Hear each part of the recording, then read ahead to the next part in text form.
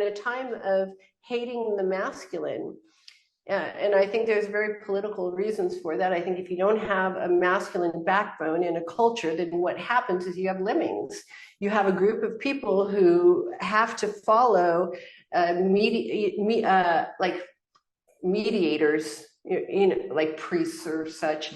You have to follow something outside of yourself if you don't have a strong masculine in a culture. So you begin to demonize it and rip it out, and then everybody's following something, and then everybody's using mindful speech, and nobody's talking to each other or triggering each other, because nobody can handle it, because we ripped our own freaking backbone out, and we don't have any resilience anymore, and everyone is just kowtowing to this singular idea that we should all just follow this unified idea that actually doesn't bring peace to anybody, because what happens is anxiety and trauma don't go down, they go up in a culture, because you have people who have no capacity to deal with the reality of life, which is intense. This is Rick Hansen. It's intense, it is impermanent, it is changing, and it is without a self. It is impersonal. And so that is reality, but we've built this world of people who can't actually function within it.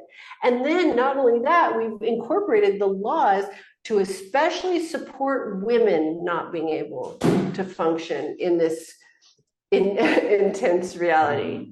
And then we've called that virtue or noble. And so to my mind, and by the way, I love women. I want us all free.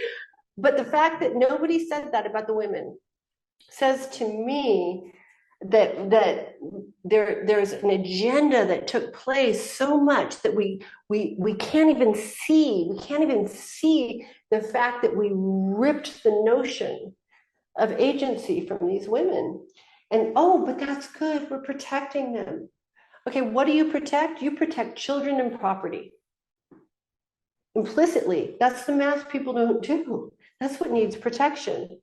Adult women with their own facility and capacity and faculties about them don't need to be protected from anything. Women don't like to hear that. I know.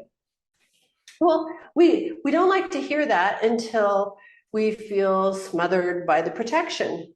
Then we like to say, don't open the door for me. Then there's that backlash. And so there's backlash and backlash and backlash. And the only solution, and this is what I believe the Buddha found, is the middle path. And that is to develop the spine that can walk the path as an autonomous being. Period. To not rely on and not blame anything outside of yourself. And then once you have your own sovereignty, to make the change around you that you want to see in the world. What change will you want to see once you get to that place of your own sovereignty? You will want every single human being to be sovereign and realize they're connected, period.